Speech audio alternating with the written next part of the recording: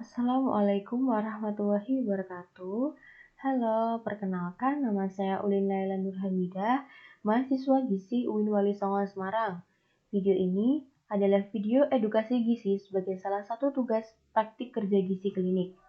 Video ini bertemakan diet pada pasien hemodialisa.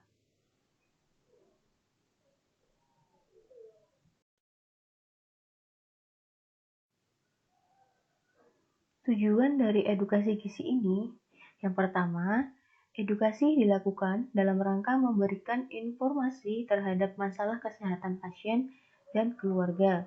Yang kedua, membantu pasien dalam mengelola atau memodifikasi diet dan perubahan perilaku untuk menjaga dan meningkatkan kesehatan. Yang ketiga, meningkatkan pengetahuan dan pemahaman pasien serta keluarga tentang pentingnya kepatuhan diet untuk membantu penyembuhan dan mencegah komplikasi. Yang pertama, kita bahas tentang ginjal. Ginjal sendiri merupakan organ yang punya peran amat vital dalam tubuh. Organ ini bertanggung jawab untuk penyaringan darah. Selain membersihkan darah dalam tubuh, ginjal juga membentuk zat-zat yang menjaga tubuh agar tetap sehat. Namun, pada pengidap penyakit ginjal kronis atau gagal ginjal, organ ginjal ini sudah tidak bisa berfungsi dengan baik. Kondisi inilah yang membuat tubuh membutuhkan proses cuci darah menggunakan bantuan alat medis. Dengan kata lain, dalam kondisi ini hemodialisa menggantikan peran ginjal ketika organ tersebut sudah tidak mampu bekerja secara efektif. Oke, sekarang kita bahas hemodialisis ya. Hemodialisis berasal dari kata hemo yang artinya darah dan dialisis yang artinya pemisahan zat-zat terlarut.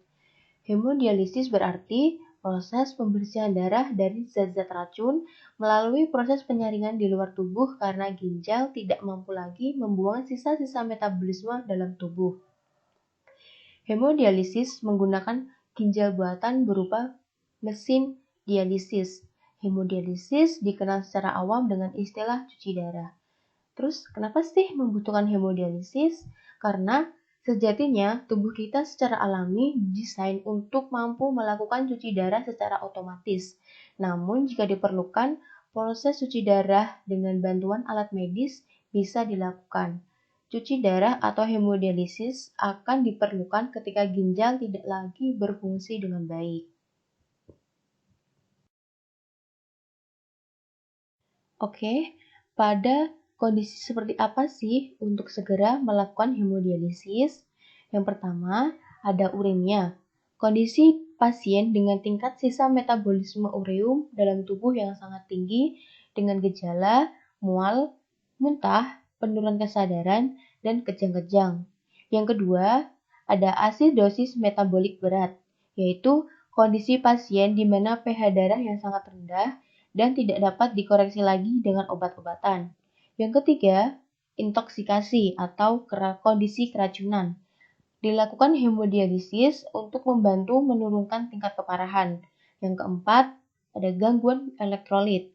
Pada pasien penyakit ginjal kronis, terjadi gangguan elektrolit dalam tubuh, utamanya kelebihan kalium yang bisa menyebabkan gangguan jantung. Dan yang terakhir, ada overload, yaitu terjadi penumpukan cairan dalam tubuh sehingga pasien mengalami sesak yang hebat. Selanjutnya, kita akan bahas tentang pelaksanaan diet pada pasien hemodialisis.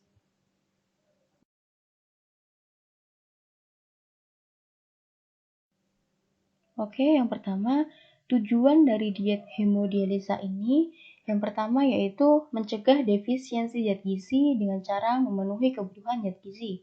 Yang kedua, mempertahankan dan memperbaiki status gizi agar pasien dapat melakukan aktivitas normal sehingga mempunyai kualitas hidup yang baik. Yang ketiga, menjaga agar akumulasi produk sisa metabolisme tidak berlebihan. Yang keempat, menjaga keseimbangan cairan dan elektrolit.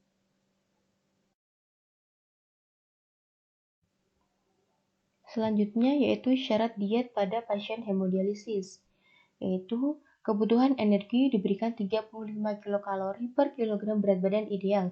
Pada pasien hemodialisis untuk usia lebih dari 60 tahun, kebutuhan energi berkisar 30-35 kilokalori per kilogram berat badan. Yang kedua ada protein, diberikan tinggi yaitu 1-1,2 gram per kilogram berat badan ideal per hari. Protein hendaknya 50% bernilai biologi tinggi berasal dari protein hewani. Protein tinggi diberikan pada pasien saat sedang hemodialisis.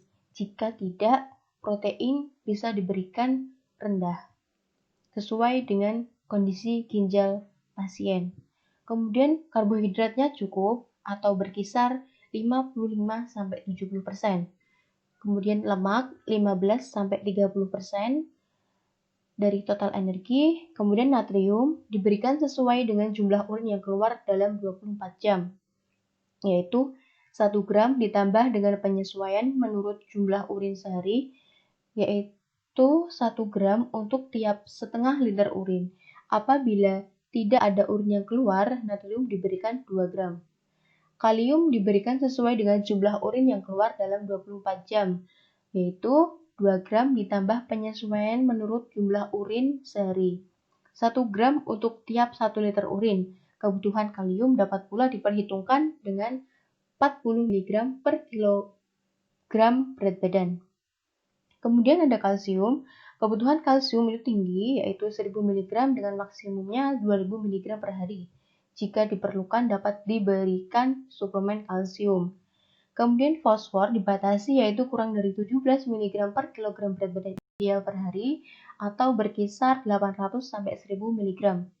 Kemudian untuk cairan dibatasi yaitu jumlah urin 24 jam ditambah 500 ml sampai 750 ml.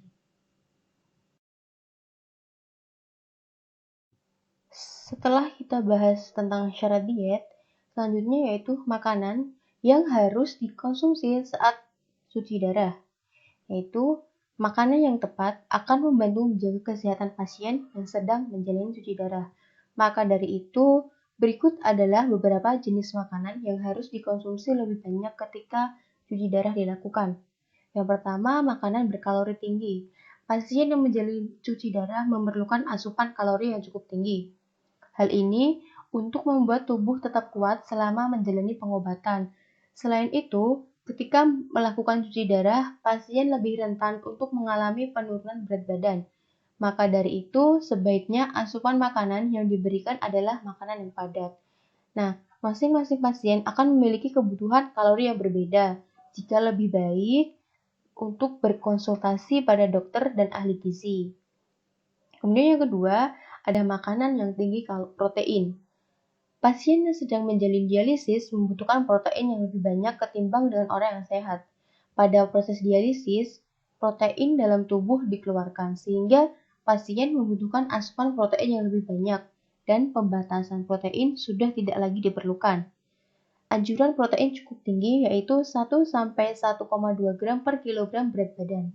Sumber protein berasal dari 50% hewani, yaitu seperti daging, ayam, ikan, dan telur, serta 50% nabati, yaitu berasal dari tempe dan tahu.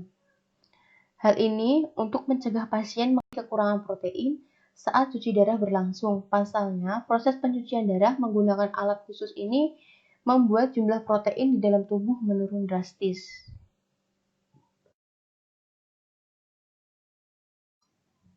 Jenis makanan yang sebaiknya dihindari ketika melakukan cuci darah yaitu makanan yang dapat mengganggu atau memperberat kerja ginjal, seperti makanan yang mengandung kalium, fosfor, serta natrium. Oke, yang kita akan bahas yang pertama yaitu makanan dengan natrium tinggi. Natrium adalah salah satu musuh yang harus diwaspadai ketika memiliki gangguan ginjal. Saat kadar natrium tinggi, maka sel-sel di dalam tubuh akan menyerap lebih banyak cairan seperti spons. Ketika hal itu terjadi, maka tekanan darah akan naik dan akhirnya berdampak pada ginjal. Contoh makanan dengan natrium yang tinggi yaitu seperti garam, kemudian ada makanan olahan, dan sebaiknya hindari makanan dan minuman kemasan. Kemudian yang kedua ada makanan tinggi kalium. Di dalam tubuh, kalium dapat mempengaruhi kerja jantung dan saat cuci darah terjadi, kadar kalium dapat meningkat dan akhirnya berdampak pada jantung. Terlalu banyak makan makanan yang berkalium tinggi hanya akan membahayakan kesehatan jantung dan dapat berdampak fatal. Nah, yang harus dihindari yaitu seperti kacang-kacangan, kelapa, produk dan bahan kelapa, kemudian ada gula, produk buahan itu seperti pisang, jeruk, melon, untuk sayuran seperti bayam, tomat, dan labu. Kemudian ada makanan yang tinggi fosfor. Ketika fungsi ginjal menurun, maka kadar fosfor secara otomatis akan meningkat di dalam darah. Maka saat hal ini terjadi, kalsium secara spontan akan dikeluarkan dari tulang yang kemudian membuat kesehatan tulang terganggu. Makanan yang tinggi fosfor dan harus dihindari yaitu makanan laut seperti ikan sarden, kemudian makanan kalengan dan olahan seperti sosis, nugget, kornet, kemudian susu dan produk susu, kacang-kacangan, sereal, dan oat, serta jeroan. Berikut tips bagi pasien hemodialisis. Tips yang pertama, apabila terjadi mual, makanlah dengan porsi yang kecil tapi sering, serta kunyahlah makanan secara perlahan. Tips yang kedua, apabila susah BAB, konsumsilah cukup sayuran dan buah sebagai sumber serat, tapi pilihlah yang berkalium rendah. Tips yang ketiga, apabila perut terasa penuh, makanlah dengan yang porsi kecil secara perlahan dan prioritaskan makanan sumber lauk hewani. Tips yang keempat, apabila nafsu makan turun karena hilangnya rasa makan, pastikan gigi dan gusi tidak bermasalah dan pertajam rasa makanan dengan menggunakan berbagai bumbu. Tips yang kelima, untuk mengurangi rasa haus, kurangi konsumsi makanan yang asin dan gantilah dengan makan permen asam atau permen mint.